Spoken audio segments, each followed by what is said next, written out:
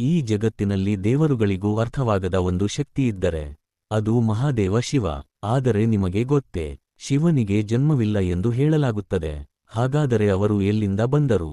ಯಾಕೆ ಅವರ ದೇಹದ ಮೇಲೆ ಬೂದಿ? ಯಾಕೆ ಕುತ್ತಿಗೆಯಲ್ಲಿ ಹಾವು? ಯಾಕೆ ತಲೆಯ ಮೇಲೆ ಚಂದ್ರ? ಯಾಕೆ ಗಂಗೆಯನ್ನು ಜಟೆಯಲ್ಲಿ ಧರಿಸಿದರು? ಈ ಎಲ್ಲ ಪ್ರಶ್ನೆಗಳ ಉತ್ತರಗಳು ಶಿವ ಪುರಾಣದಲ್ಲಿ ಅಡಗಿವೆ. ಇಂದು ನಾವು ತಿಳಿಯಲಿರುವುದು ಸಾಮಾನ್ಯ ಕಥೆಗಳಲ್ಲ, ಶಿವನ ಜೀವನದ 50 ಅದ್ಭುತ ರಹಸ್ಯಗಳು. ಈ ವಿಡಿಯೋವನ್ನು ಕೊನೆಯವರೆಗೂ ನೋಡಿ, ಏಕೆಂದರೆ ಕೊನೆಯ ರಹಸ್ಯವು ನಿಮ್ಮ ಜೀವನವನ್ನು ನೋಡುವ ದೃಷ್ಟಿಯನ್ನೇ ಬದಲಾಯಿಸಬಹುದು.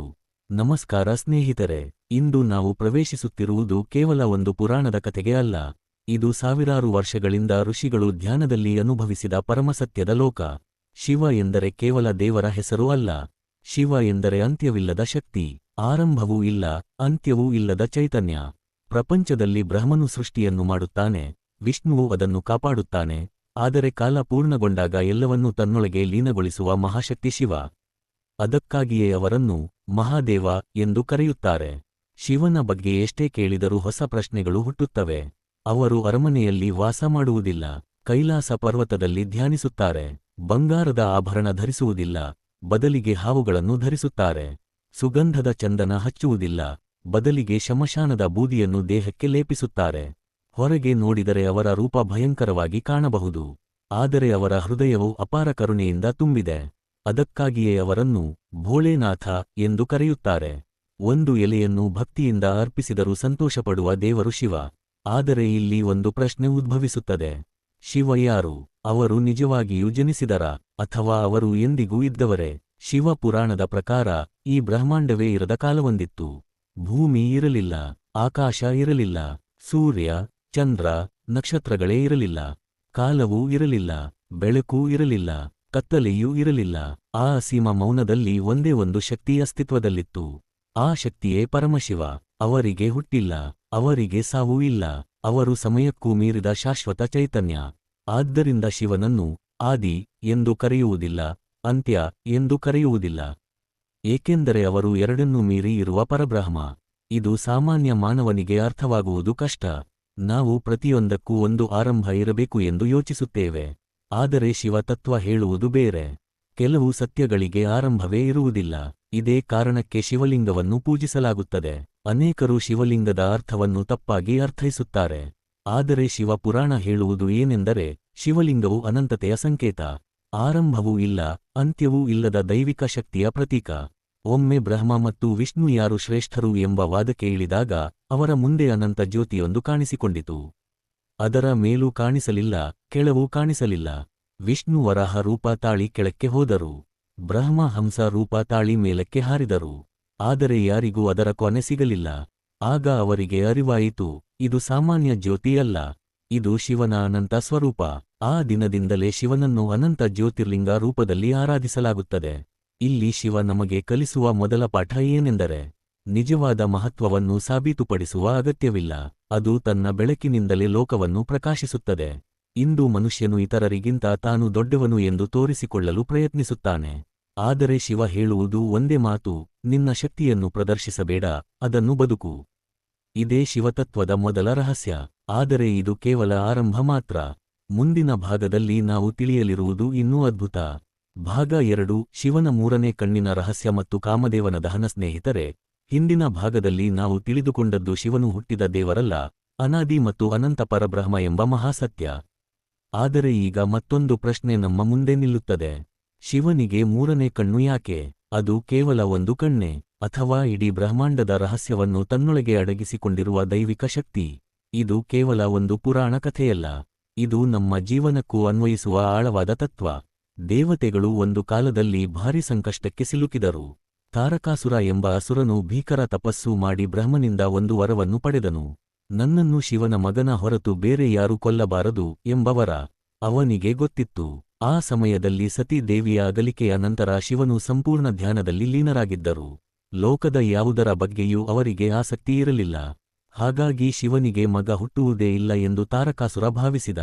ಆ ವರದ ಬಲದಿಂದ ಅವನು 3 ಲೋಕಗಳನ್ನು ಕಾಡತೊಡಗಿದ. ದೇವತೆಗಳು ಬ್ರಹ್ಮನ ಬಳಿಗೆ ಹೋದರು. ಬ್ರಹ್ಮನು ವಿಷ್ಣುವಿನ ಬಳಿ ಕರೆದೊಯ್ದನು. ಆಗ ವಿಷ್ಣು ಹೇಳಿದರು, ಶಿವನ ಧ್ಯಾನ ಭಂಗವಾದರೆ ಮಾತ್ರ ಪಾರ್ವತಿಯೊಂದಿಗೆ ಅವರ ವಿವಾಹವಾಗುತ್ತದೆ. ಆಗ ಹುಟ್ಟುವ ಕುಮಾರಸ್ವಾಮಿಯೇ ತಾರಕಾಸುರನ ಸಂಹಾರ ಮಾಡುತ್ತಾನೆ. ಆದರೆ ಶಿವನ ಧ್ಯಾನವನ್ನು ಭಂಗಗೊಳಿಸುವ ಧೈರ್ಯ ಯಾರಿಗಿತ್ತು? ಆಗ ದೇವತೆಗಳು ಕಾಮದೇವನನ್ನು ಕರೆದರು. ಕಾಮದೇವನು ಪ್ರೀತಿಯ ದೇವರು. ಅವನ ಆಯುಧ ಕತ್ತಿಯಲ್ಲ, ಹೂವಿನ ಬಿಲ್ಲು, 5 ಪುಷ್ಪಗಳಿಂದ ಮಾಡಿದ ಬಾಣ. ಅವನು ಎಲ್ಲಿ ಬಾಣ ಹಾರಿಸಿದರೂ ಅಲ್ಲಿಯ ಮನಸ್ಸಿನಲ್ಲಿ ಆಸೆ, ಪ್ರೀತಿ ಮತ್ತು ಆಕರ್ಷಣೆ ಹುಟ್ಟುತ್ತದೆ. ವಸಂತ ಋತುವನ್ನು ತನ್ನ ಜೊತೆಗೆ ಕರೆದುಕೊಂಡು ಕಾಮದೇವನು ಕೈಲಾಸಕ್ಕೆ ಬಂದನು.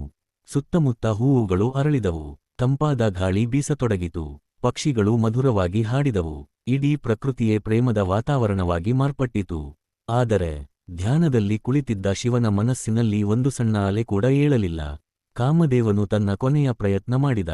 ಹೂವಿನ ಬಾಣವನ್ನು ನೇರವಾಗಿ ಶಿವನ ಹೃದಯದತ್ತ ಬಿಟ್ಟನು.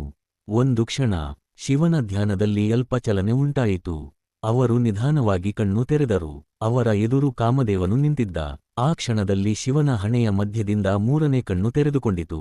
ಅದು ಸಾಮಾನ್ಯ ಕಣ್ಣು ಅಲ್ಲ, ಅದು ಜ್ಞಾನದ ಅಗ್ನಿ. ಅದು ಅಹಂಕಾರ ಮತ್ತು ಆಸೆಗಳನ್ನು ಸುಟ್ಟುಹಾಕುವ ದಿವ್ಯಜ್ವಾಲೆ. ಆ ಅಗ್ನಿಯ ಒಂದು ದೃಷ್ಟಿಯಲ್ಲೇ ಕಾಮದೇವನು ಭಸ್ಮನಾದ. ದೇವತೆಗಳೆಲ್ಲ ಭಯದಿಂದ ನಡುಗಿದರು. ರತಿ ದೇವಿ ತನ್ನ ಪತಿಯಿಗಾಗಿ ಕಣ್ಣೀರು ಸುರಿಸಿದಳು.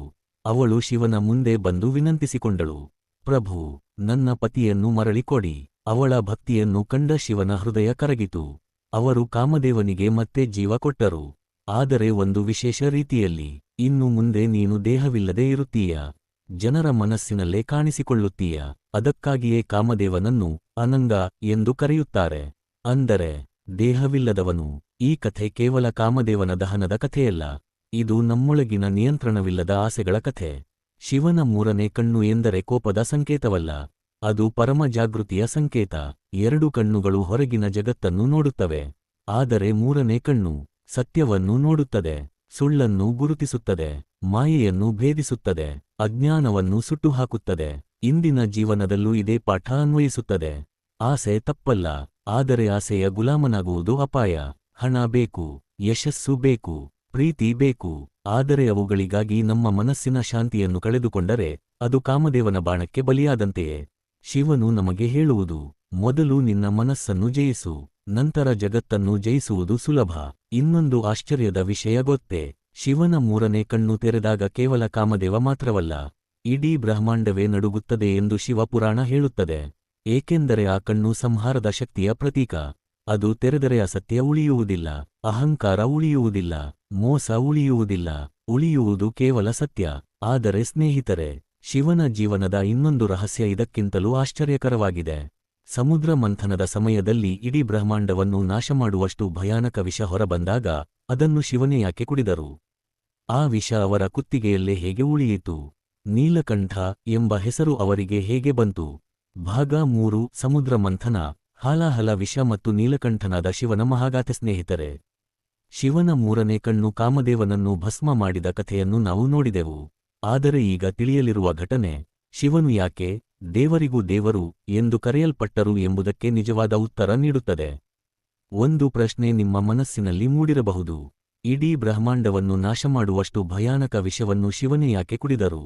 ಅವರು ಅದನ್ನು ನಿರಾಕರಿಸಬಹುದಿತ್ತು, ಬೇರೆ ಯಾರಾದರೂ ಕುಡಿಯಲಿ ಎಂದು ಹೇಳಬಹುದಿತ್ತು. ಆದರೆ ಅವರು ಹಾಗೆ ಮಾಡಲಿಲ್ಲ. ಏಕೆ? ಈ ಕಥೆಯಲ್ಲೇ ಶಿವನ ಕರುಣೆ, ತ್ಯಾಗ ಮತ್ತು ಜವಾಬ್ದಾರಿಯ ಅತ್ಯುನ್ನತ ರೂಪ ಅಡಗಿದೆ. ಒಂದು ಕಾಲದಲ್ಲಿ ದೇವತೆಗಳು ತಮ್ಮ ಶಕ್ತಿಯನ್ನು ಕಳೆದುಕೊಂಡರು. ಅಸುರರು ದಿನದಿಂದ ದಿನಕ್ಕೆ ಬಲಿಷ್ಠರಾಗುತ್ತಿದ್ದರು. ದೇವಲೋಕವೇ ಅಪಾಯಕ್ಕೆ ಸಿಲುಕಿತು. ದೇವತೆಗಳು ವಿಷ್ಣುವಿನ ಶರಣಾದರು. ಆಗ ವಿಷ್ಣು ಒಂದು ಮಹತ್ವದ ಯೋಜನೆ ತಿಳಿಸಿದರು. ಕ್ಷೀರಸಾಗರವನ್ನು ಮಂಥನ ಮಾಡಿ ಅಲ್ಲಿಂದ ಅಮೃತ ಹೊರಬರುತ್ತದೆ. ಅದನ್ನು ಸೇವಿಸಿದರೆ ದೇವತೆಗಳಿಗೆ ಮತ್ತೆ ಶಕ್ತಿ ದೊರೆಯುತ್ತದೆ. ಆದರೆ ಆ ಕೆಲಸ ಸುಲಭವಾಗಿರಲಿಲ್ಲ. ಮಂದರ ಪರ್ವತವನ್ನು ಮಂಥನದ ಕಂಬವನ್ನಾಗಿ ಬಳಸಲಾಯಿತು. ವಾಸುಕಿ ನಾಗನನ್ನು ಹಗ್ಗವನ್ನಾಗಿ ಮಾಡಲಾಯಿತು. ಒಂದು ಕಡೆ ದೇವತೆಗಳು, ಇನ್ನೊಂದು ಕಡೆ ಅಸುರರು. ಇಬ್ಬರೂ ಸೇರಿ ಸಮುದ್ರವನ್ನು ಮಂಥನ ಮಾಡಲು ಆರಂಭಿಸಿದರು. ಸಮುದ್ರದಿಂದ ಒಂದೊಂದೇ ಅದ್ಭುತ ವಸ್ತುಗಳು ಹೊರಬರತೊಡಗಿದವು. ದಿವ್ಯ ರತ್ನಗಳು, ಅಪ್ಸರೆಯರು, ಐರಾವತ, ಉಚ್ಚೈಶ್ರವಸ್ ಎಂಬ ದಿವ್ಯ ಕುದುರೆ, ಕಾಮಧೇನು, ಕಲ್ಪವೃಕ್ಷ, ಮಹಾಲಕ್ಷ್ಮೀ ದೇವಿ, ಹೀಗೆ ಅನೇಕ ಅಮೂಲ್ಯ ಸಂಪತ್ತುಗಳು ಹೊರಬಂದವು. ಎಲ್ಲರೂ ಸಂತೋಷಪಟ್ಟರು. ಆದರೆ ಹಠಾತ್ತನೆ ಸಮುದ್ರದ ಆಳದಿಂದ ಭಯಾನಕ ಕಪ್ಪು ಹೊಗೆ ಹೊರಬಂತು. ಅದರ ಜೊತೆಗೆ ಹೊರಬಂದಿತು ಹಾಲಾಹಲ ವಿಷ. ಅದು ಸಾಮಾನ್ಯ ವಿಷವಲ್ಲ. ಅದರ ಒಂದು ಹನಿ ಭೂಮಿಯನ್ನು ಸುಡಲು ಸಾಕು. ಅದರ ಹೊಗೆ ಗಾಳಿಯನ್ನು ವಿಷಮಯಗೊಳಿಸಿತು. ಪರ್ವತಗಳು ನಡುಗಿದವು, ನದಿಗಳು ಕಪ್ಪಾಗತೊಡಗಿದವು, ಜೀವಜಗತ್ತು ಭಯದಿಂದ ತತ್ತರಿಸಿತು. ದೇವತೆಗಳಾಗಲಿ ಅಸುರರಾಗಲಿ ಯಾರಿಗೂ ಆ ವಿಷವನ್ನು ಸ್ಪರ್ಶಿಸುವ ಧೈರ್ಯ ಇರಲಿಲ್ಲ. ಎಲ್ಲರೂ ಒಂದೇ ಹೆಸರನ್ನು ನೆನಪಿಸಿಕೊಂಡರು, ಮಹಾದೇವ. ಕೈಲಾಸದಲ್ಲಿ ಧ್ಯಾನದಲ್ಲಿದ್ದ ಶಿವನ ಮುಂದೆ ದೇವತೆಗಳು ಬಂದು ಪ್ರಾರ್ಥಿಸಿದರು, ಪ್ರಭು, ಈ ವಿಷವನ್ನು ಯಾರೂ ತಡೆಯಲು ಸಾಧ್ಯವಿಲ್ಲ. ನೀವು ಮಾತ್ರ ಲೋಕವನ್ನು ರಕ್ಷಿಸಬಹುದು. ಶಿವನು ಒಂದು ಕ್ಷಣವೂ ಯೋಚಿಸಲಿಲ್ಲ. ಈ ವಿಷವನ್ನು ನಾನು ಸ್ವೀಕರಿಸುತ್ತೇನೆ. ಅದು ಅಧಿಕಾರಕ್ಕಾಗಿ ತೆಗೆದುಕೊಂಡ ನಿರ್ಧಾರವಲ್ಲ, ಖ್ಯಾತಿಗಾಗಿ ಮಾಡಿದ ತ್ಯಾಗವಲ್ಲ. ಅದು ಜೀವಜಗತ್ತಿನ ಮೇಲಿನ ಅಪಾರ ಕರುಣೆಯ ನಿರ್ಧಾರ. ಶಿವನು ಹಾಲಾಹಲ ವಿಷವನ್ನು ತನ್ನ ಕರಗಳಲ್ಲಿ ತೆಗೆದುಕೊಂಡರು. ಒಂದೇ ಉಸಿರಿನಲ್ಲಿ ಅದನ್ನು ಕುಡಿದರು. ಆ ಕ್ಷಣದಲ್ಲಿ ಬ್ರಹ್ಮಾಂಡವೇ ಬೆಚ್ಚಿಬಿತ್ತು. ಆ ವಿಷ ಹೊಟ್ಟೆಯೊಳಗೆ ಹೋದರೆ ಇಡೀ ಸೃಷ್ಟಿಯ ಸಮತೋಲನವೇ ಹಾಳಾಗುತ್ತಿತ್ತು. ಅದನ್ನು ಕಂಡ ಪಾರ್ವತಿ ದೇವಿ ತಕ್ಷಣ ಶಿವನ ಕುತ್ತಿಗೆಯನ್ನು ಬಿಗಿಯಾಗಿ ಹಿಡಿದರು. ವಿಷವು ಕುತ್ತಿಗೆಯ ಕೆಳಗೆ ಇಳಿಯದಂತೆ ತಡೆದರು. ಆ ಕಾರಣದಿಂದ ವಿಷವು ಶಿವನ ಕುತ್ತಿಗೆಯಲ್ಲೇ ಉಳಿಯಿತು. ಅವರ ಕುತ್ತಿಗೆ ನೀಲಿ ಬಣ್ಣಕ್ಕೆ ತಿರುಗಿತು. ಅಂದಿನಿಂದಲೇ ಅವರು ನೀಲಕಂಠ ಎಂದು ಪ್ರಸಿದ್ಧರಾದರು. ಈ ಘಟನೆಯಲ್ಲಿ ಅಡಗಿರುವ ತತ್ವ ಅತ್ಯಂತ ಆಳವಾಗಿದೆ. ಶಿವನು ವಿಷವನ್ನು ಹೊರಗೆ ಉಗುಳಲಿಲ್ಲ, ಅದನ್ನು ಹೊಟ್ಟೆಯೊಳಗೂ ಇಳಿಸಲಿಲ್ಲ, ಕುತ್ತಿಗೆಯಲ್ಲೇ ಹಿಡಿದುಕೊಂಡರು. ಏಕೆಂದರೆ ಜೀವನದಲ್ಲಿಯೂ ವಿಷದಂತಹ ಅನುಭವಗಳು ಬರುತ್ತವೆ. ಅವಮಾನ, ದ್ರೋಹ, ದುಃಖ, ಕೋಪ, ಅನ್ಯಾಯ ಇವುಗಳನ್ನು ಇತರರ ಮೇಲೆ ಉಗುಳಿದರೆ ಸಮಾಜ ವಿಷಮಯವಾಗುತ್ತದೆ. ಅವುಗಳನ್ನು ಮನಸ್ಸಿನ ಆಳಕ್ಕೆ ಇಳಿಸಿಕೊಂಡರೆ ನಮ್ಮ ಜೀವನವೇ ವಿಷವಾಗುತ್ತದೆ. ಆದರೆ ಶಿವನು ಕಲಿಸಿದ ಮಾರ್ಗ ಬೇರೆ. ನಕಾರಾತ್ಮಕತೆಯನ್ನು ಜ್ಞಾನದಿಂದ ನಿಯಂತ್ರಿಸು. ಅದನ್ನು ಲೋಕಕ್ಕೂ ಹರಡಬೇಡ, ನಿನ್ನೊಳಗೂ ನೆಲೆಸಲು ಬಿಡಬೇಡ. ಇದೇ ನೀಲಕಂಠನ ಸಂದೇಶ. ಇಂದಿನ ಜಗತ್ತಿನಲ್ಲಿ ಪ್ರತಿಯೊಬ್ಬರೂ ತಮ್ಮ ನೋವನ್ನು ಇನ್ನೊಬ್ಬರ ಮೇಲೆ ಸುರಿಯಲು ಪ್ರಯತ್ನಿಸುತ್ತಾರೆ. ಆದರೆ ಶಿವನು ತನ್ನ ನೋವನ್ನು ತಾನೇ ಸಹಿಸಿಕೊಂಡು ಜಗತ್ತನ್ನು ಉಳಿಸಿದರು. ಆದ್ದರಿಂದಲೇ ಅವರು ಕೇವಲ ಸಂಹಾರಕನಲ್ಲ, ಕರುಣೆಯ ಸಾಗರವೂ ಹೌದು. ಅವರ ಶಕ್ತಿ ಕೋಪದಲ್ಲಿರಲಿಲ್ಲ, ಅವರ ಶಕ್ತಿ ತ್ಯಾಗದಲ್ಲಿತ್ತು. ಸ್ನೇಹಿತರೆ, ಇದು ಶಿವನ ಜೀವನದ 3ನೇ ಮಹಾರಹಸ್ಯ. ಆದರೆ ಇನ್ನೂ ಆಶ್ಚರ್ಯಕರವಾದ ರಹಸ್ಯ ಈಗ ಆರಂಭವಾಗುತ್ತದೆ. ಭಾಗ 4 ಗಂಗಾವತರಣ. ಶಿವನ ಜಟೆಯಲ್ಲಿ ಗಂಗೆಯ ರಹಸ್ಯ. ಸ್ನೇಹಿತರೆ, ಇದುವರೆಗೆ ನಾವು ಶಿವನ 3ನೇ ಕಣ್ಣು ಮತ್ತು ನೀಲಕಂಠನಾದ ಮಹಾಗಾಥೆಯನ್ನು ತಿಳಿದುಕೊಂಡೆವು. ಆದರೆ ಈಗ ತಿಳಿಯಲಿರುವ ಕಥೆ ಕೇವಲ ಒಂದು ನದಿಯ ಕಥೆಯಲ್ಲ. ಇದು ಅಹಂಕಾರ ಹೇಗೆ ವಿನಯವಾಗುತ್ತದೆ ಎಂಬ ಮಹಾಸಂದೇಶ. ಒಂದು ಪ್ರಶ್ನೆ: ಗಂಗೆಯಂತಹ ಪವಿತ್ರ ನದಿ ನೇರವಾಗಿ ಭೂಮಿಗೆ ಬರಲಿಲ್ಲ ಯಾಕೆ? ಶಿವನ ಜಟೆಯಲ್ಲಿಯೇ ಮೊದಲು ಇಳಿಯಬೇಕಾದ ಕಾರಣವೇನು? ಇದರ ಉತ್ತರ ಶಿವ ಪುರಾಣ ಮತ್ತು ರಾಮಾಯಣದಲ್ಲಿ ಅದ್ಭುತವಾಗಿ ವಿವರಿಸಲಾಗಿದೆ. ಬಹಳ ಹಿಂದಿನ ಕಾಲದಲ್ಲಿ ಸಗರ ಚಕ್ರವರ್ತಿಗೆ 60,000 ಪುತ್ರರು ಇದ್ದರು. ಒಂದು ಅಶ್ವಮೇಧ ಯಜ್ಞದ ವೇಳೆ ಯಜ್ಞದ ಕುದುರೆ ಕಾಣೆಯಾಯಿತು. ಕುದುರೆಯನ್ನು ಹುಡುಕುತ್ತಾ ಅವರು ಮಹರ್ಷಿ ಕಪಿಲರ ಆಶ್ರಮಕ್ಕೆ ಬಂದರು. ಅಲ್ಲಿ ಕುದುರೆಯನ್ನು ಕಂಡ ಅವರು ಯಾವುದೇ ವಿಚಾರಣೆ ಮಾಡದೆ ಮಹರ್ಷಿಯ ಮೇಲೆಯೇ ಆರೋಪ ಮಾಡಿದರು. ಧ್ಯಾನದಲ್ಲಿದ್ದ ಕಪಿಲ ಮಹರ್ಷಿ ಕಣ್ಣು ತೆರೆದ ಕ್ಷಣದಲ್ಲಿ ಅವರ ತಪೋಬಲದ ಅಗ್ನಿಯಿಂದ ಸಗರನ ಎಲ್ಲಾ ಪುತ್ರರು ಭಸ್ಮವಾದರು. ಅವರ ಆತ್ಮಗಳಿಗೆ ಮುಕ್ತಿ ಸಿಗಲಿಲ್ಲ. ಅವರು ಭೂಮಿಯಲ್ಲೇ ಅಲೆದಾಡುತ್ತಿದ್ದರು. ಹಲವಾರು ತಲೆಮಾರುಗಳು ಕಳೆದವು. ಕೊನೆಗೆ ಸಗರನ ವಂಶದಲ್ಲಿ ಭಗೀರಥ ಎಂಬ ಮಹಾನ್ ರಾಜ ಜನಿಸಿದ. ತನ್ನ ಪೂರ್ವಜರಿಗೆ ಮೋಕ್ಷ ದೊರಕಿಸಬೇಕು ಎಂಬುದು ಅವನ ಜೀವನದ ಏಕೈಕ ಗುರಿಯಾಯಿತು. ಋಷಿಗಳು ಹೇಳಿದರು, ಸ್ವರ್ಗದಲ್ಲಿರುವ ಗಂಗಾದೇವಿ ಭೂಮಿಗೆ ಇಳಿದು ಆ ಭಸ್ಮವನ್ನು ಸ್ಪರ್ಶಿಸಿದರೆ ಮಾತ್ರ ಅವರಿಗೆ ಮುಕ್ತಿ ಸಿಗುತ್ತದೆ. ಆ ಮಾತು ಕೇಳಿದ ಭಗೀರಥನು ರಾಜ್ಯ, ಸುಖ, ವೈಭವ ಎಲ್ಲವನ್ನೂ ಬಿಟ್ಟು ಹಿಮಾಲಯಕ್ಕೆ ತೆರಳಿದ. ವರ್ಷಗಳ ಕಾಲ ಕಠಿಣ ತಪಸ್ಸು ಮಾಡಿದ. ಅವನ ಭಕ್ತಿಗೆ ಮೆಚ್ಚಿದ ಬ್ರಹ್ಮನು ಪ್ರತ್ಯಕ್ಷನಾದ. ಭಗೀರಥನು ವಿನಯದಿಂದ ಬೇಡಿಕೊಂಡನು, ಪ್ರಭು, ಗಂಗೆಯನ್ನು ಭೂಮಿಗೆ ಕಳುಹಿಸಿ. ಬ್ರಹ್ಮನು ಮಂದಹಾಸ ಮಾಡಿ ಹೇಳಿದರು, ನಿನ್ನ ಭಕ್ತಿ ನನಗೆ ಸಂತೋಷ ತಂದಿದೆ. ಗಂಗೆ ಭೂಮಿಗೆ ಬರುತ್ತಾಳೆ. ಆದರೆ ಒಂದು ಸಮಸ್ಯೆಯಿದೆ. ಗಂಗೆ ಸ್ವರ್ಗದಿಂದ ಭೂಮಿಗೆ ಬೀಳುವ ವೇಗವನ್ನು ಭೂಮಿಗೆ ಸಹಿಸುವ ಶಕ್ತಿಯಿರಲಿಲ್ಲ. ಆ ವೇಗದಲ್ಲಿ ಅವಳು ಇಳಿದರೆ ಪರ್ವತಗಳು ಒಡೆಯುತ್ತವೆ, ನದಿಗಳು ಮಾರ್ಗ ಬದಲಿಸುತ್ತವೆ, ಭೂಮಿಯೇ ನಾಶವಾಗಬಹುದು. ಈ ಪ್ರಬಲ ಪ್ರವಾಹವನ್ನು ತಡೆಯಬಲ್ಲವರು ಒಬ್ಬರೇ, ಮಹಾದೇವ, ಶಿವ. ಭಗೀರಥನು ಮತ್ತೆ ತಪಸ್ಸು ಆರಂಭಿಸಿದ. ಈ ಬಾರಿ ಶಿವನಿಗಾಗಿ ವರ್ಷಗಳ ಕಾಲ ಭಕ್ತಿಯಿಂದ ಪ್ರಾರ್ಥಿಸಿದ. ಕೊನೆಗೆ ಕೈಲಾಸದಿಂದ ಶಿವನು ಪ್ರತ್ಯಕ್ಷರಾದರು. ಭಗೀರಥ, ನಿನ್ನ ಭಕ್ತಿ ನನ್ನನ್ನು ಸಂತೋಷಪಡಿಸಿದೆ. ಗಂಗೆಯನ್ನು ನಾನು ಸ್ವೀಕರಿಸುತ್ತೇನೆ. ಭಗೀರಥನ ಕಣ್ಣಲ್ಲಿ ಸಂತೋಷದ ಕಣ್ಣೀರು ತುಂಬಿತು. ಇತ್ತ ಗಂಗೆಗೆ ಒಂದು ಅಹಂಕಾರ ಇತ್ತು. ನನ್ನ ಪ್ರಬಲ ಪ್ರವಾಹವನ್ನು ಯಾರು ತಡೆಯಬಲ್ಲರು? ನಾನು ಇಳಿದರೆ ಎಲ್ಲವೂ ನನ್ನೊಂದಿಗೆ ಹರಿದು ಹೋಗುತ್ತದೆ ಎಂದು ಅವಳು ಭಾವಿಸಿದಳು. ಅವಳು ಅಪಾರ ವೇಗದಿಂದ ಸ್ವರ್ಗದಿಂದ ಧುಮುಕಿದಳು. ಆದರೆ ಶಿವನು ಕೇವಲ ಮುಗುಳ್ನಕ್ಕರು. ತಮ್ಮ ವಿಶಾಲ ಜಟೆಯನ್ನು ಹರಡಿದರು. ಗಂಗೆಯ ಸಂಪೂರ್ಣ ಪ್ರವಾಹ ಆ ಜಟೆಯೊಳಗೆ ಸಿಕ್ಕಿಹಾಕಿಕೊಂಡಿತು. ಒಂದು ಹನಿಯೂ ಹೊರಗೆ ಬರಲಿಲ್ಲ.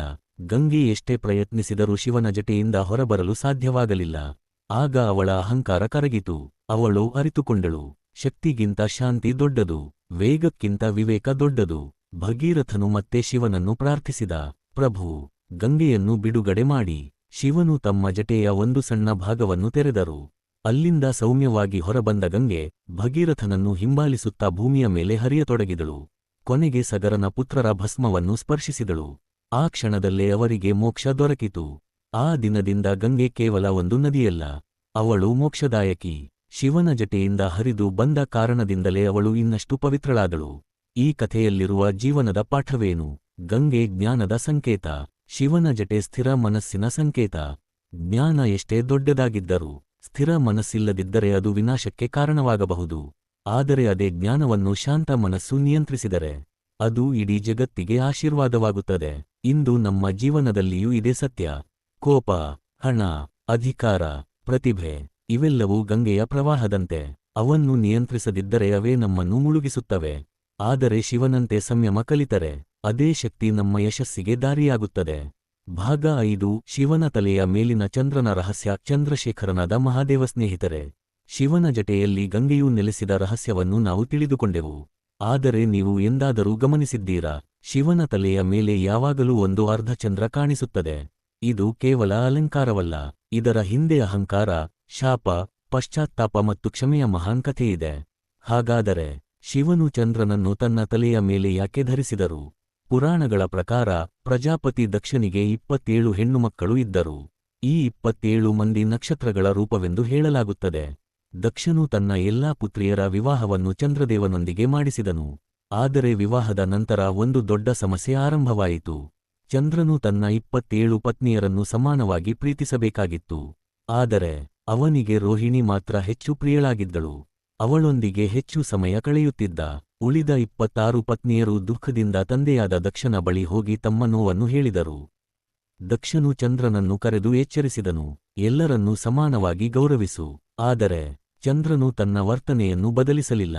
ಅಹಂಕಾರ ದಿನದಿಂದ ದಿನಕ್ಕೆ ಹೆಚ್ಚಾಯಿತು. ಕೊನೆಗೆ ದಕ್ಷನ ಕೋಪ ಭುಗಿಲೆದ್ದಿತು. ಅವನು ಚಂದ್ರನಿಗೆ ಭಯಾನಕ ಶಾಪ ನೀಡಿದನು, ಇನ್ನು ಮುಂದೆ ನಿನ್ನ ತೇಜಸ್ಸು ದಿನದಿಂದ ದಿನಕ್ಕೆ ಕ್ಷೀಣಿಸುತ್ತಾ ಹೋಗುತ್ತದೆ. ಆ ಶಾಪದ ಪರಿಣಾಮ ತಕ್ಷಣವೇ ಕಾಣಿಸತೊಡಗಿತು. ಚಂದ್ರನ ಬೆಳಕು ಕಡಿಮೆಯಾಗತೊಡಗಿತು. ಅವನ ಕಾಂತಿ ಮಾಯವಾಗತೊಡಗಿತು. ಇಡೀ ಬ್ರಹ್ಮಾಂಡದ ಸಮತೋಲನವೇ ಅಸ್ತವ್ಯಸ್ತವಾಯಿತು. ಸಸ್ಯಗಳು ಒಣಗತೊಡಗಿದವು. ಔಷಧೀಯ ಸಸ್ಯಗಳ ಬೆಳವಣಿಗೆ ಕುಂಠಿತವಾಯಿತು. ಯಜ್ಞ ಯಾಗಗಳು ಸರಿಯಾಗಿ ನಡೆಯಲಿಲ್ಲ. ದೇವತೆಗಳೆಲ್ಲ ಚಿಂತಿತರಾದರು. ತನ್ನ ತಪ್ಪಿನ ಅರಿವಾದ ಚಂದ್ರನು ಅನೇಕ ದೇವತೆಗಳ ಬಳಿ ಕ್ಷಮೆ ಕೇಳಿದ. ಆದರೆ ದಕ್ಷನ ಶಾಪವನ್ನು ಯಾರೂ ಸಂಪೂರ್ಣವಾಗಿ ನಿವಾರಿಸಲು ಸಾಧ್ಯವಾಗಲಿಲ್ಲ. ಕೊನೆಗೆ ಎಲ್ಲರೂ ಒಂದೇ ಮಾತು ಹೇಳಿದರು, ಮಹಾದೇವನ ಶರಣಾಗು. ಚಂದ್ರನು ಕೈಲಾಸಕ್ಕೆ ತೆರಳಿ ಕಠಿಣ ತಪಸ್ಸು ಮಾಡಿದ. ಓಂ ನಮಃ ಶಿವಾಯ ಎಂಬ ಮಂತ್ರವನ್ನು ಸಾವಿರಾರು ಬಾರಿ ಜಪಿಸಿದ. ದಿನಗಳು ಕಳೆದವು, ತಿಂಗಳುಗಳು ಕಳೆದವು, ವರ್ಷಗಳು ಕಳೆದವು. ಕೊನೆಗೆ ಶಿವನು ಪ್ರತ್ಯಕ್ಷರಾದರು. ಚಂದ್ರ ಎಂದು ಶಿವನು ಪ್ರೀತಿಯಿಂದ ಕರೆದರು. ನಿನ್ನ ತಪ್ಪು ನಿನಗೆ ಅರಿವಾಗಿದೆ, ಪಶ್ಚಾತ್ತಾಪವೂ ನಿಜವಾಗಿದೆ. ಆದರೆ ಧರ್ಮದ ನಿಯಮದ ಪ್ರಕಾರ ದಕ್ಷನ ಶಾಪವನ್ನು ಸಂಪೂರ್ಣವಾಗಿ ತೆಗೆದುಹಾಕಲು ಸಾಧ್ಯವಿಲ್ಲ. ಚಂದ್ರನು ತಲೆ ತಗ್ಗಿಸಿದ. ಆಗ ಶಿವನು ಒಂದು ಅದ್ಭುತ ನಿರ್ಧಾರ ಮಾಡಿದರು. ಇನ್ನು ಮುಂದೆ ತಿಂಗಳ ಒಂದು ಭಾಗದಲ್ಲಿ ನೀನು ಕ್ಷೀಣಿಸುತ್ತೀಯ, ಮತ್ತೊಂದು ಭಾಗದಲ್ಲಿ ಮತ್ತೆ ಬೆಳೆಯುತ್ತೀಯ, ಮತ್ತು ನಿನ್ನನ್ನು ನಾನು ನನ್ನ ಜಟೆಯ ಮೇಲೆ ಧರಿಸುತ್ತೇನೆ ಎಂದು ಹೇಳಿ ಚಂದ್ರನನ್ನು ತಮ್ಮ ತಲೆಯ ಮೇಲೆ ಸ್ಥಾಪಿಸಿದರು. ಆ ದಿನದಿಂದಲೇ ಶಿವನು ಚಂದ್ರಶೇಖರ ಎಂದು ಪ್ರಸಿದ್ಧರಾದರು. ಸ್ನೇಹಿತರೆ, ಈ ಕಥೆ ಕೇವಲ ಚಂದ್ರನ ಬಗ್ಗೆ ಅಲ್ಲ, ಇದು ಪ್ರತಿಯೊಬ್ಬ ಮನುಷ್ಯನ ಜೀವನದ ಸತ್ಯ. ನಮ್ಮ ಜೀವನದಲ್ಲೂ ಕೆಲವೊಮ್ಮೆ ಯಶಸ್ಸು ಬರುತ್ತದೆ, ಕೆಲವೊಮ್ಮೆ ವೈಫಲ್ಯ ಬರುತ್ತದೆ, ಕೆಲವೊಮ್ಮೆ ಸಂತೋಷ, ಕೆಲವೊಮ್ಮೆ ದುಃಖ. ಹಾಗೆಯೇ ಚಂದ್ರನು ಕೂಡ ಒಮ್ಮೆ ಪೂರ್ಣಚಂದ್ರ, ಮತ್ತೊಮ್ಮೆ ಅಮಾವಾಸ್ಯೆ.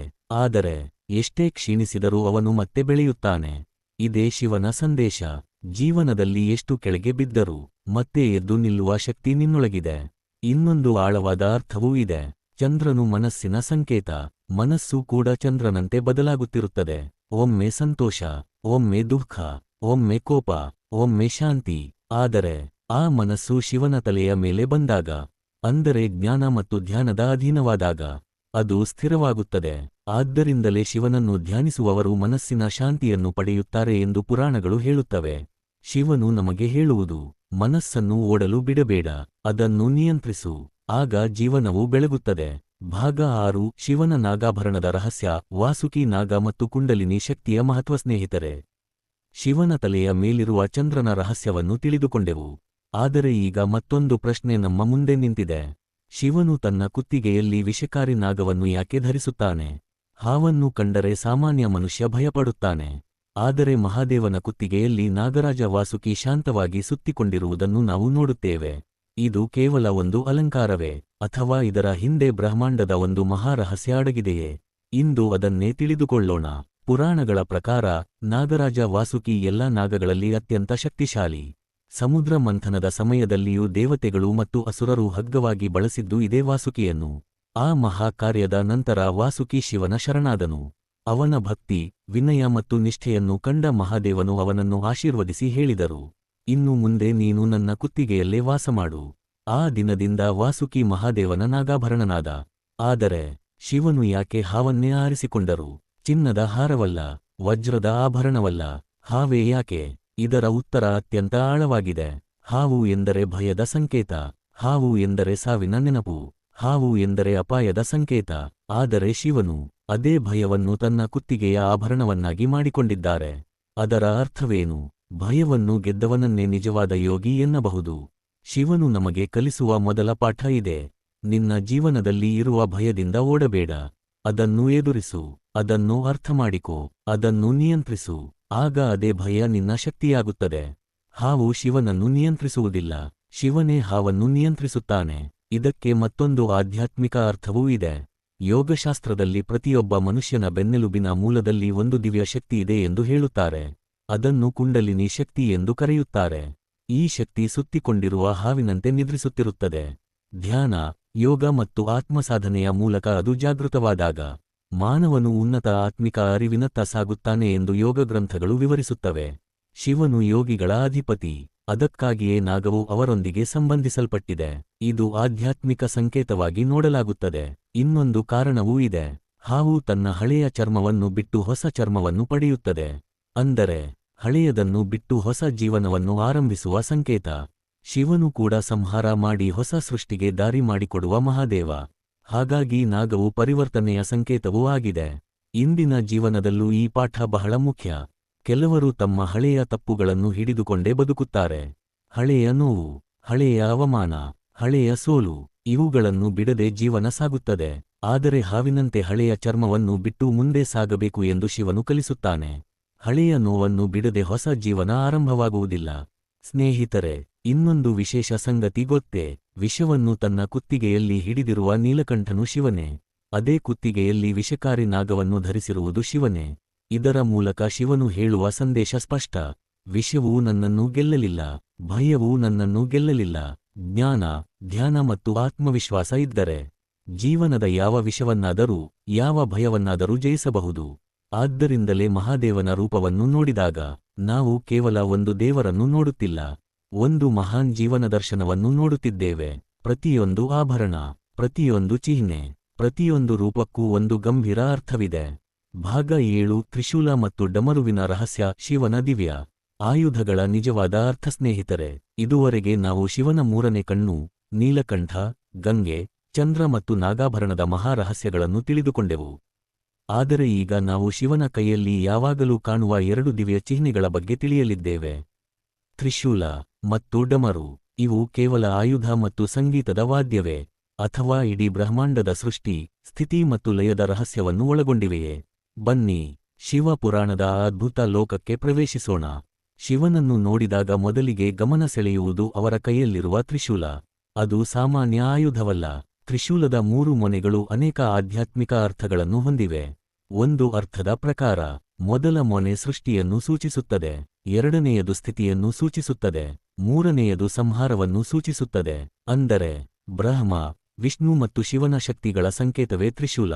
ಇನ್ನೊಂದು ಅರ್ಥದಲ್ಲಿ ತ್ರಿಶೂಲದ 3 ಮೊನೆಗಳು ಭೂತಕಾಲ, ವರ್ತಮಾನ ಮತ್ತು ಭವಿಷ್ಯವನ್ನು ಸೂಚಿಸುತ್ತವೆ. ನಾವು ಸಾಮಾನ್ಯ ಮನುಷ್ಯರು ಈ 3ರ ಮಧ್ಯೆ ಸಿಲುಕಿಕೊಂಡಿರುತ್ತೇವೆ. ಹೋದದ್ದರ ಬಗ್ಗೆ ಪಶ್ಚಾತ್ತಾಪ, ಇರುವುದರ ಬಗ್ಗೆ ಆತಂಕ, ಬರುವುದರ ಬಗ್ಗೆ ಭಯ. ಆದರೆ ಶಿವನು ಈ 3ನ್ನು ತನ್ನ ಕೈಯಲ್ಲಿ ಹಿಡಿದಿದ್ದಾನೆ. ಅಂದರೆ ಕಾಲವನ್ನೇ ಜಯಿಸಿದವನು ಮಹಾದೇವ. ಮತ್ತೊಂದು ಯೋಗದ ಅರ್ಥವೂ ಇದೆ. ನಮ್ಮ ದೇಹದಲ್ಲಿ 3 ಪ್ರಮುಖ ನಾಡಿಗಳಿವೆ ಎಂದು ಯೋಗಶಾಸ್ತ್ರ ಹೇಳುತ್ತದೆ. ಇಡ, ಪಿಂಗಲ, ಸುಷುಮ್ನ. ಈ ಮೂರು ಶಕ್ತಿಗಳ ಸಮತೋಲನವೇ ಆತ್ಮಿಕ ಜಾಗೃತಿಗೆ ದಾರಿ ಮಾಡಿಕೊಡುತ್ತದೆ. ತ್ರಿಶೂಲವು ಆ ಸಮತೋಲನದ ಸಂಕೇತವೆಂದು ಅನೇಕ ಆಧ್ಯಾತ್ಮಿಕ ಗ್ರಂಥಗಳು ವಿವರಿಸುತ್ತವೆ. ಆದರೆ ತ್ರಿಶೂಲಕ್ಕಿಂತಲೂ ರಹಸ್ಯಮಯವಾದುದು ಶಿವನ ಇನ್ನೊಂದು ದಿವ್ಯವಸ್ತು, ಡಮರು. ಒಂದು ಸಣ್ಣ ವಾದ್ಯ, ಆದರೆ ಅದರ ನಾದದ ಹಿಂದೆ ಬ್ರಹ್ಮಾಂಡದ ಮಹಾರಹಸ್ಯ ಅಡಗಿದೆ. ಶಿವನು ತಾಂಡವ ನೃತ್ಯ ಮಾಡುವಾಗ ಅವರ ಕೈಯಲ್ಲಿದ್ದ ಡಮರು ಮೊಳಗುತ್ತದೆ. ಪುರಾಣಗಳ ಪ್ರಕಾರ ಆ ಡಮರುವಿನ ಮೊದಲ ನಾದದಿಂದಲೇ ಬ್ರಹ್ಮಾಂಡದಲ್ಲಿ ಶಬ್ದ ಉದಯವಾಯಿತು. ಶಬ್ದದಿಂದ ಅಕ್ಷರಗಳು ಹುಟ್ಟಿದವು, ಅಕ್ಷರಗಳಿಂದ ಭಾಷೆ ಹುಟ್ಟಿತು, ಭಾಷೆಯಿಂದ ಜ್ಞಾನ ಹರಡಿತು. ಅದರ ಕಾರಣಕ್ಕೆ ಶಿವನನ್ನು ನಾದಬ್ರಹ್ಮ ಎಂದು ಕರೆಯುತ್ತಾರೆ. ಪ್ರಾಚೀನ ಸಂಪ್ರದಾಯದ ಪ್ರಕಾರ ಶಿವನ ಡಮರುವಿನಿಂದ ಹೊರಬಂದ 14 ಮಹೇಶ್ವರ ಸೂತ್ರಗಳು ನಂತರ ಸಂಸ್ಕೃತ ವ್ಯಾಕರಣದ ಮೂಲವೆಂದು ಪರಿಗಣಿಸಲಾಗಿದೆ. ಆದ್ದರಿಂದ ಶಿವನು ಕೇವಲ ಯೋಗಿಗಳ ಗುರು ಮಾತ್ರವಲ್ಲ, ಜ್ಞಾನ, ಸಂಗೀತ, ನಾದ ಮತ್ತು ಭಾಷೆಯ ಮೂಲಶಕ್ತಿಯ ಸಂಕೇತವಾಗಿಯೂ ಪೂಜಿಸಲ್ಪಡುತ್ತಾನೆ. ಇಲ್ಲಿ ಒಂದು ಆಳವಾದ ಜೀವನ ಪಾಠವೂ ಇದೆ. ತ್ರಿಶೂಲ ಹೇಳುವುದು, ನಿನ್ನ ಜೀವನದಲ್ಲಿ ಏನೇ ನಡೆದರೂ ಧೈರ್ಯದಿಂದ ಎದುರಿಸು. ಡಮರು ಹೇಳುವುದು, ಪ್ರತಿ ಅಂತ್ಯದ ನಂತರ ಒಂದು ಹೊಸ ಆರಂಭ ಇರುತ್ತದೆ. ನೃತ್ಯ ಮುಗಿದರೂ ಮತ್ತೊಂದು ಲಯ ಆರಂಭವಾಗುತ್ತದೆ. ರಾತ್ರಿ ಮುಗಿದರೆ ಬೆಳಗು ಬರುತ್ತದೆ. ಸೋಲು ಬಂದರೆ ಯಶಸ್ಸಿಗೂ ಅವಕಾಶ ಬರುತ್ತದೆ. ಸ್ನೇಹಿತರೆ, ಶಿವನ ಪ್ರತಿಯೊಂದು ರೂಪವೂ ನಮಗೆ ಒಂದೊಂದು ಸಂದೇಶ ನೀಡುತ್ತದೆ. ತ್ರಿಶೂಲ ಹೇಳುವುದು, ನಿನ್ನ ಮನಸ್ಸು, ಮಾತು ಮತ್ತು ಕರ್ಮವನ್ನು ಒಂದೇ ದಾರಿಯಲ್ಲಿ ಇಡು. ಡಮರು ಹೇಳುವುದು, ಜೀವನದ ಲಯವನ್ನು ಕಳೆದುಕೊಳ್ಳಬೇಡ. ಯಾರು ತಮ್ಮ ಜೀವನದ ಲಯವನ್ನು ಕಾಪಾಡಿಕೊಳ್ಳುತ್ತಾರೋ ಅವರೇ ನಿಜವಾದ ಯಶಸ್ವಿಗಳು. ಇನ್ನೊಂದು ವಿಶೇಷ ಅರ್ಥವೂ ಇದೆ. ತ್ರಿಶೂಲದ 3 ಮೊನೆಗಳು ಸತ್ವ, ರಜಸ್ ಮತ್ತು ತಮಸ್ ಎಂಬ 3 ಗುಣಗಳ ಸಂಕೇತವೆಂದು ಹೇಳಲಾಗುತ್ತದೆ. ಈ 3 ಗುಣಗಳನ್ನು ನಿಯಂತ್ರಿಸುವವನೇ ನಿಜವಾದ ಯೋಗಿ. ಶಿವನು ಅದಕ್ಕಾಗಿಯೇ ಗುಣಾತೀತ. ಅವರು 3 ಗುಣಗಳಿಗೂ ಮೀರಿದ ಪರಮಚೈತನ್ಯ. ಭಾಗ 8 ನಂದಿಯ ಜನ್ಮ, ಭಕ್ತಿ ಮತ್ತು ಶಿವನ ದ್ವಾರಪಾಲಕನಾದ ಮಹಾಗಾಥೆ. ಸ್ನೇಹಿತರೆ, ಇದುವರೆಗೆ ನಾವು ಶಿವನ ತ್ರಿಶೂಲ ಮತ್ತು ಡಮರುವಿನ ಮಹತ್ವವನ್ನು ತಿಳಿದುಕೊಂಡೆವು. ಆದರೆ ಶಿವನ ದೇವಾಲಯಕ್ಕೆ ಹೋದಾಗ ಗರ್ಭಗುಡಿಯ ಒಳಗೆ ಪ್ರವೇಶಿಸುವ ಮೊದಲು ನಮ್ಮ ಕಣ್ಣಿಗೆ ಬೀಳುವ ಮೊದಲ ದರ್ಶನ ಯಾವುದು ಗೊತ್ತೇ? ನಂದಿ. ಎಲ್ಲಾ ಶಿವ ದೇವಾಲಯಗಳಲ್ಲೂ ನಂದಿ ಶಿವನ ಎದುರೇ ಕುಳಿತಿರುತ್ತಾನೆ. ಆದರೆ ಅವನು ಯಾಕೆ ಯಾವಾಗಲೂ ಶಿವನತ್ತಲೇ ನೋಡುತ್ತಿರುತ್ತಾನೆ? ಯಾಕೆ ಭಕ್ತರು ಮೊದಲು ನಂದಿಯ ದರ್ಶನ ಮಾಡುತ್ತಾರೆ? ನಂದಿಯ ಕಿವಿಯಲ್ಲಿ ನಮ್ಮ ಆಸೆಯನ್ನು ಹೇಳಿದರೆ ಅದು ಶಿವನಿಗೆ ತಲುಪುತ್ತದೆ ಎಂಬ ನಂಬಿಕೆ ಹೇಗೆ ಆರಂಭವಾಯಿತು? ಈ ಪ್ರಶ್ನೆಗಳ ಉತ್ತರ ಶಿವ ಪುರಾಣದಲ್ಲಿ ಅದ್ಭುತವಾಗಿ ಅಡಗಿದೆ. ಬಹಳ ಹಿಂದಿನ ಕಾಲದಲ್ಲಿ ಶಿಲಾದ ಮಹರ್ಷಿ ಎಂಬ ಋಷಿ ಇದ್ದರು. ಅವರಿಗೆ ಮಕ್ಕಳಿರಲಿಲ್ಲ, ಆದರೆ ಅವರಿಗೆ ಸಾಮಾನ್ಯ ಮಗ ಬೇಡವಾಗಿರಲಿಲ್ಲ. ಶಿವನ ಪರಮಭಕ್ತನಾದ, ಅಮರತ್ವದ ಆಶೀರ್ವಾದ ಪಡೆದ ಮಗ ಬೇಕೆಂದು ಅವರು ಸಂಕಲ್ಪ ಮಾಡಿದರು. ಅವರು ವರ್ಷಗಳ ಕಾಲ ಮಹಾದೇವನಿಗಾಗಿ ಕಠಿಣ ತಪಸ್ಸು ಮಾಡಿದರು. ಅವರ ಭಕ್ತಿ, ನಿಷ್ಠೆ ಮತ್ತು ತ್ಯಾಗವನ್ನು ಕಂಡು ಶಿವನು ಪ್ರತ್ಯಕ್ಷನಾದನು. ಶಿಲಾದ, ನಿನ್ನ ಭಕ್ತಿ ನನ್ನನ್ನು ಸಂತೋಷಪಡಿಸಿದೆ. ನಿನಗೆ ಒಬ್ಬ ಪುತ್ರನಾಗುವನು. ಸ್ವಲ್ಪ ಸಮಯದ ನಂತರ ಒಂದು ಯಜ್ಞದ ವೇಳೆ ದಿವ್ಯ ಪ್ರಕಾಶದ ನಡುವೆ ಒಂದು ಬಾಲಕ ಕಾಣಿಸಿಕೊಂಡನು. ಆ ಮಗುವಿಗೆ ನಂದಿ ಎಂದು ಹೆಸರು ಇಡಲಾಯಿತು. ನಂದಿ ಸಾಮಾನ್ಯ ಬಾಲಕನಲ್ಲ. ಚಿಕ್ಕ ವಯಸ್ಸಿನಿಂದಲೇ ಅವನ ಮನಸ್ಸಿನಲ್ಲಿ ಶಿವನ ಧ್ಯಾನವಿತ್ತು. ಅವನಿಗೆ ಆಟಕ್ಕಿಂತ ಧ್ಯಾನವೇ ಇಷ್ಟ. ಲೋಕದ ಸುಖಕ್ಕಿಂತ ಶಿವನ ನಾಮಸ್ಮರಣೆ ಪ್ರಿಯ. ಒಮ್ಮೆ ಕೆಲವು ಮಹರ್ಷಿಗಳು ಶಿಲಾದರಿಗೆ ಹೇಳಿದರು, ಈ ಮಗುವಿನ ಆಯಸ್ಸು ತುಂಬಾ ಕಡಿಮೆ. ಆ ಮಾತು ಕೇಳಿ ತಂದೆಯ ಹೃದಯ ಒಡೆದುಹೋಯಿತು. ಆದರೆ ನಂದಿ ಹೆದರಲಿಲ್ಲ. ನನ್ನ ಜೀವನವನ್ನು ಉಳಿಸಬಲ್ಲವರು ಒಬ್ಬರೇ, ಮಹಾದೇವ ಎಂದು ಹೇಳಿ ತಪಸ್ಸಿಗೆ ಹೊರಟನು. ನಂದಿಯ ತಪಸ್ಸು ಎಷ್ಟು ಕಠಿಣವಾಗಿತ್ತೆಂದರೆ ದೇವತೆಗಳೇ ಆಶ್ಚರ್ಯಪಟ್ಟರು. ಹಿಮದಲ್ಲಿ ಕುಳಿತ, ಮಳೆಯಲ್ಲಿ ನಿಂತ, ಬಿಸಿಲಿನಲ್ಲಿ ಧ್ಯಾನ ಮಾಡಿದ.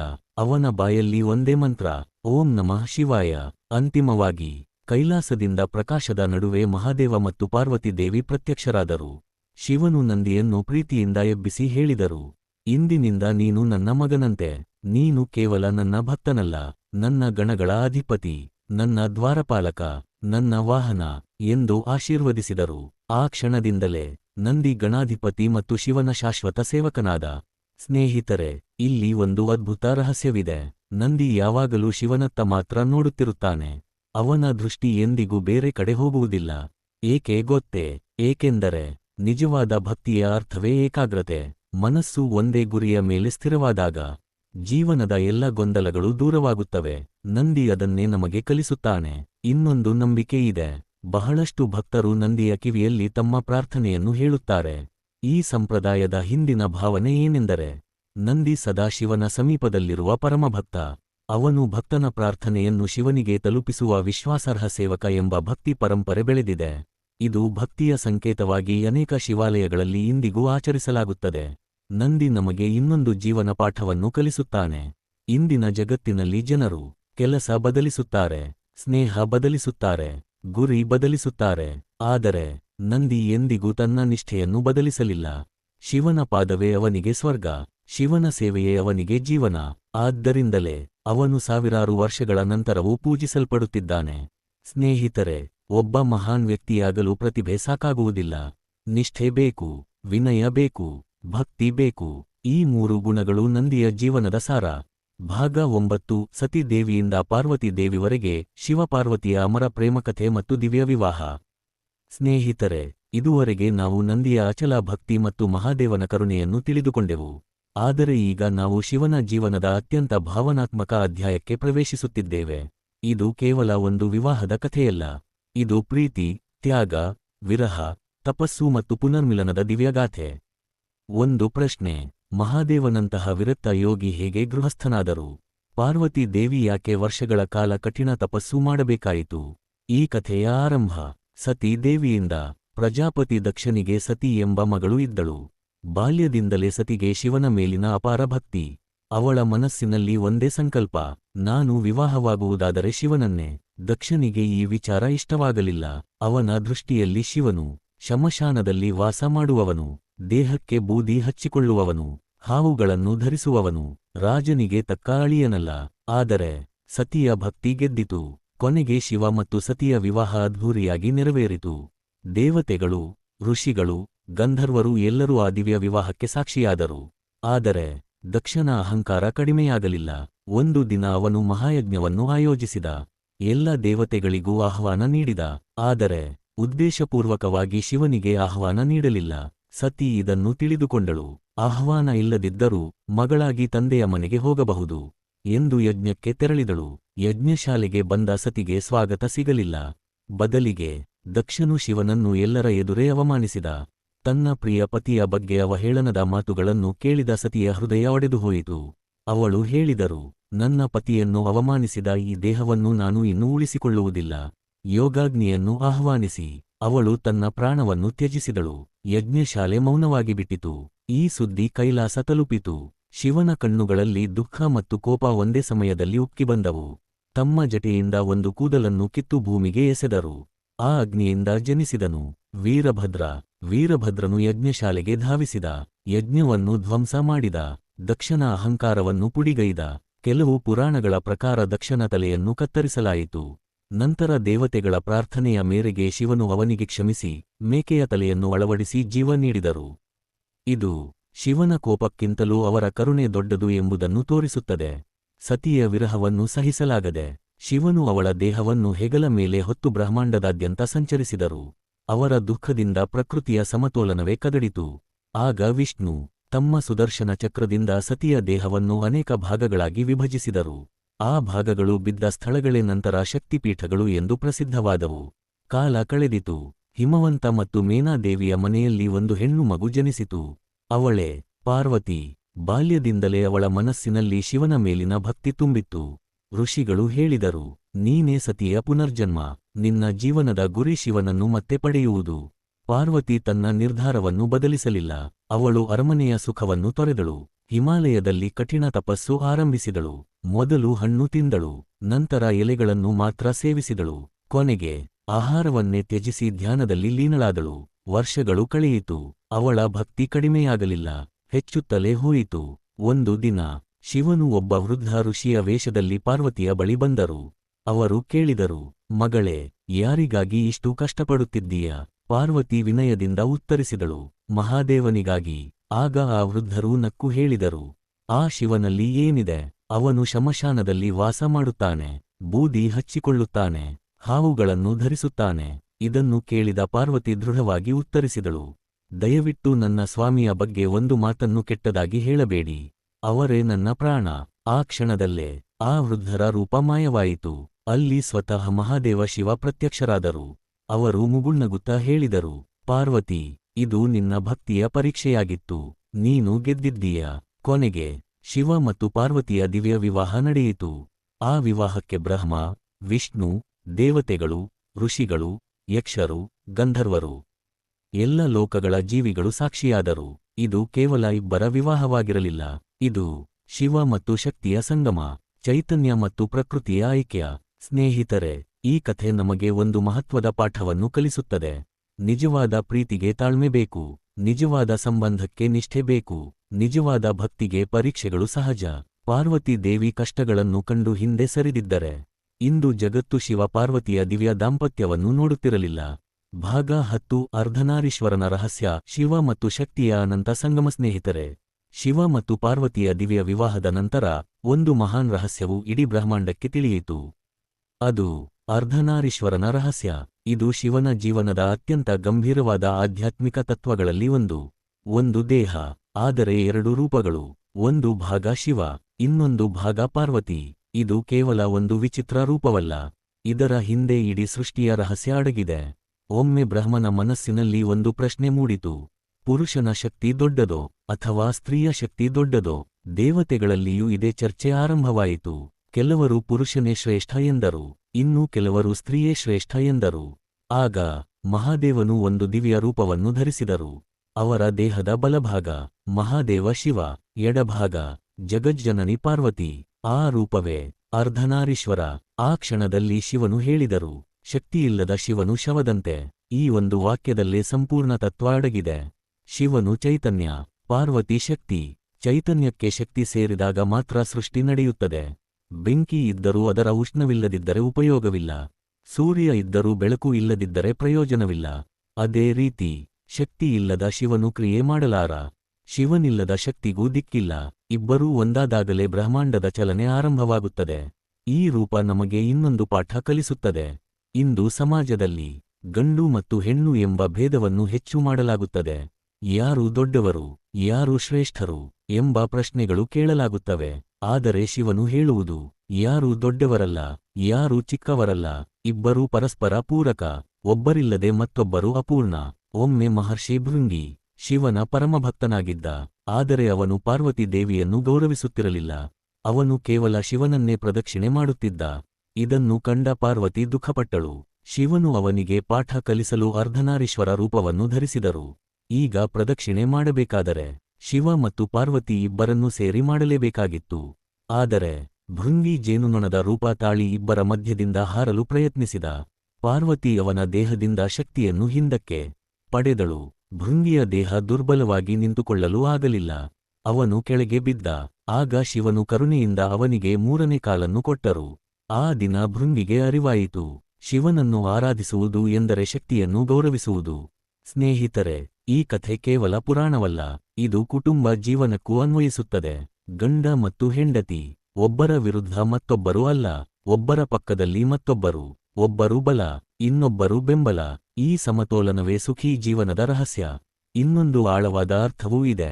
ನಮ್ಮೊಳಗೂ 2 ಶಕ್ತಿಗಳಿವೆ, ಒಂದು ಧೈರ್ಯ, ಇನ್ನೊಂದು ಕರುಣೆ, ಒಂದು ತರ್ಕ, ಇನ್ನೊಂದು ಭಾವನೆ. ಈ 2ರ ಸಮತೋಲನ ಇದ್ದಾಗ ಮಾತ್ರ ಮಾನವ ಸಂಪೂರ್ಣನಾಗುತ್ತಾನೆ. ಅರ್ಧನಾರೀಶ್ವರ ರೂಪ ಇದೇ ಸಮತೋಲನದ ಸಂಕೇತ. ಇಂದು ಅನೇಕರು ಶಕ್ತಿಯನ್ನು ಹುಡುಕುತ್ತಾರೆ, ಆದರೆ ಶಿವನು ಹೇಳುವುದು ಬೇರೆ. ಮೊದಲು ನಿನ್ನೊಳಗಿನ ಸಮತೋಲನವನ್ನು ಕಂಡುಕೋ. ಮನಸ್ಸು ಮತ್ತು ಹೃದಯ ಒಂದಾದಾಗ ಯಶಸ್ಸು ತಾನಾಗಿಯೇ ಬರುತ್ತದೆ.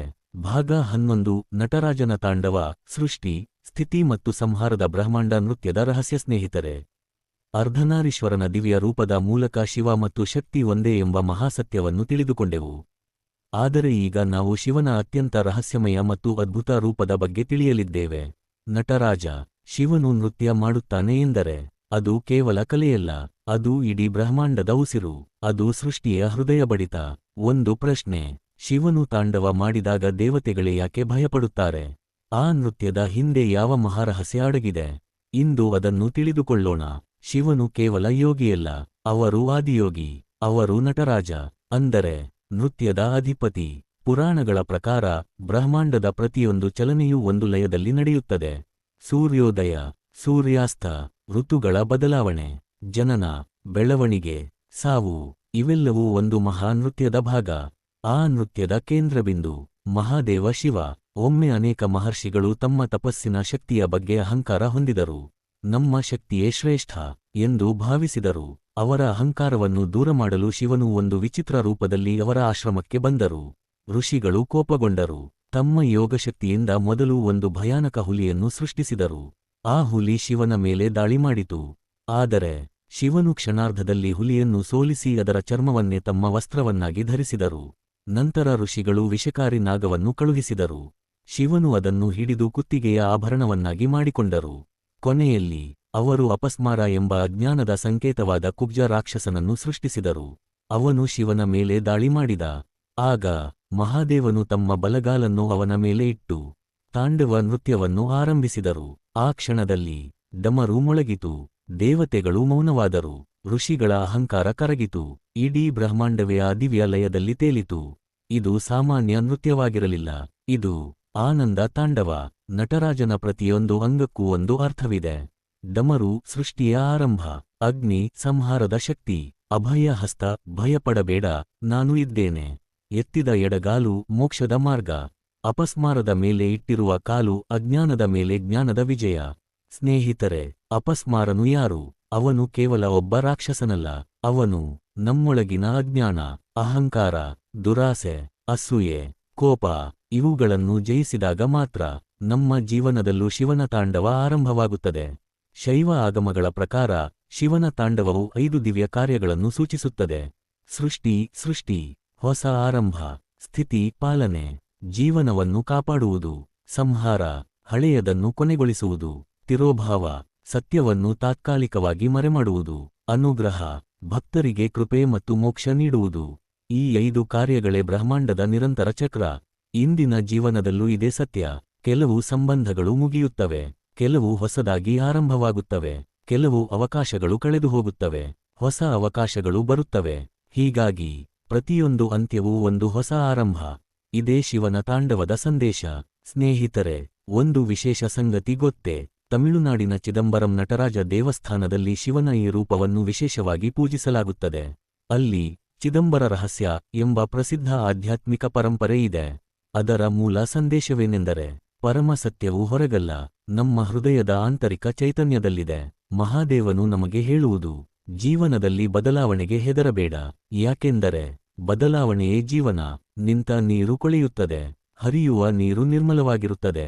ಅದೇ ರೀತಿ ಬದಲಾಗುವ ಜೀವನವೇ ಬೆಳೆಯುತ್ತದೆ. ಸ್ನೇಹಿತರೆ, ಇಂದು ನಾವು ತಿಳಿದುಕೊಂಡದ್ದು ಕೇವಲ ಶಿವನ ಕಥೆಯಲ್ಲ, ಜೀವನವನ್ನು ಹೇಗೆ ಬದುಕಬೇಕು ಎಂಬ ಮಹಾನ್ ಮಾರ್ಗದರ್ಶನ. ಶಿವನು ನಮಗೆ ಕಲಿಸಿದುದು, ದುಃಖ ಬಂದಾಗ ಕುಗ್ಗಬಾರದು, ಕೋಪ ಬಂದಾಗ ವಿವೇಕ ಕಳೆದುಕೊಳ್ಳಬಾರದು, ಯಶಸ್ಸು ಬಂದಾಗ ಅಹಂಕಾರ ಮಾಡಬಾರದು, ವೈಫಲ್ಯ ಬಂದಾಗ ಭರವಸೆ ಕಳೆದುಕೊಳ್ಳಬಾರದು. ಶಿವನ 3ನೇ ಕಣ್ಣು ನಮಗೆ ಜ್ಞಾನದ ಮಹತ್ವವನ್ನು ಕಲಿಸುತ್ತದೆ. ನೀಲಕಂಠನ ರೂಪ ತ್ಯಾಗದ ಮೌಲ್ಯವನ್ನು ನೆನಪಿಸುತ್ತದೆ. ಗಂಗೆಯು ಸಂಯಮದ ಪಾಠ ಹೇಳುತ್ತದೆ. ಚಂದ್ರನು ಜೀವನದಲ್ಲಿ ಏರಿಳಿತಗಳು ಸಹಜವೆಂದು ತಿಳಿಸುತ್ತದೆ. ನಾಗಾಭರಣ ಭಯವನ್ನು ಗೆಲ್ಲುವ ಧೈರ್ಯವನ್ನು ನೀಡುತ್ತದೆ. ತ್ರಿಶೂಲ ಸಮತೋಲನದ ಸಂಕೇತ, ಡಮರು ಹೊಸ ಆರಂಭದ ಸಂಕೇತ, ನಂದಿ ಅಚಲ ಭಕ್ತಿಯ ಪ್ರತೀಕ, ಪಾರ್ವತಿ ದೇವಿ ತಾಳ್ಮೆ ಮತ್ತು ನಿಷ್ಠೆಯ ಜೀವಂತ ಉದಾಹರಣೆ. ನಟರಾಜನ ತಾಂಡವ ಜೀವನದಲ್ಲಿ ಬದಲಾವಣೆ ಅನಿವಾರ್ಯ ಎಂಬ ಸತ್ಯವನ್ನು ಸಾರುತ್ತದೆ. ಸ್ನೇಹಿತರೆ, ನಾವು ದೇವರನ್ನು ಪೂಜಿಸುವುದಕ್ಕಿಂತ ಮುಖ್ಯವಾದದ್ದು ಅವರ ಜೀವನದ ಮೌಲ್ಯಗಳನ್ನು ನಮ್ಮ ಜೀವನದಲ್ಲಿ ಅಳವಡಿಸಿಕೊಳ್ಳುವುದು. ನಿಮ್ಮ ಮನಸ್ಸು ಶಾಂತವಾಗಿದ್ದರೆ, ನಿಮ್ಮ ಆಲೋಚನೆಗಳು ಶುದ್ಧವಾಗಿದ್ದರೆ, ನಿಮ್ಮ ಕಾರ್ಯಗಳು ಧರ್ಮದ ಮಾರ್ಗದಲ್ಲಿದ್ದರೆ, ಮಹಾದೇವನ ಆಶೀರ್ವಾದ ಯಾವಾಗಲೂ ನಿಮ್ಮೊಂದಿಗೆ ಇರುತ್ತದೆ. ಈ ವಿಡಿಯೋ ನಿಮಗೆ ಇಷ್ಟವಾದರೆ ಒಂದು ಲೈಕ್ ಮಾಡಿ, ನಿಮ್ಮ ಕುಟುಂಬ ಮತ್ತು ಸ್ನೇಹಿತರೊಂದಿಗೆ ಶೇರ್ ಮಾಡಿ. ಇಂತಹ ಪುರಾಣಗಳು, ಆಧ್ಯಾತ್ಮಿಕ ರಹಸ್ಯಗಳು ಮತ್ತು ಜೀವನ ಬದಲಾಯಿಸುವ ವಿಡಿಯೋಗಳನ್ನು ನೋಡಲು ನಮ್ಮ ಚಾನೆಲ್ ಅನ್ನು ಸಬ್ಸ್ಕ್ರೈಬ್ ಮಾಡಿ ಮತ್ತು ಬೆಲ್ ಐಕಾನ್ ಒತ್ತುವುದನ್ನು ಮರೆಯಬೇಡಿ. ಕೊನೆಯದಾಗಿ ಕಾಮೆಂಟ್ನಲ್ಲಿ ಒಂದು ಬಾರಿ ಭಕ್ತಿಯಿಂದ ಬರೆಯಿರಿ, ಓಂ ನಮಃ ಶಿವಾಯ. ತ್ರಿಶೂಲ ಸಂಕೇತ. ನಿಮ್ಮ ಜೀವನದಲ್ಲಿ ಮಹಾದೇವನ ಕೃಪೆ, ಧೈರ್ಯ, ಶಾಂತಿ ಮತ್ತು ಯಶಸ್ಸು ಸದಾ ಇರಲಿ. ಹರ ಹರ ಮಹಾದೇವ. ಧನ್ಯವಾದಗಳು.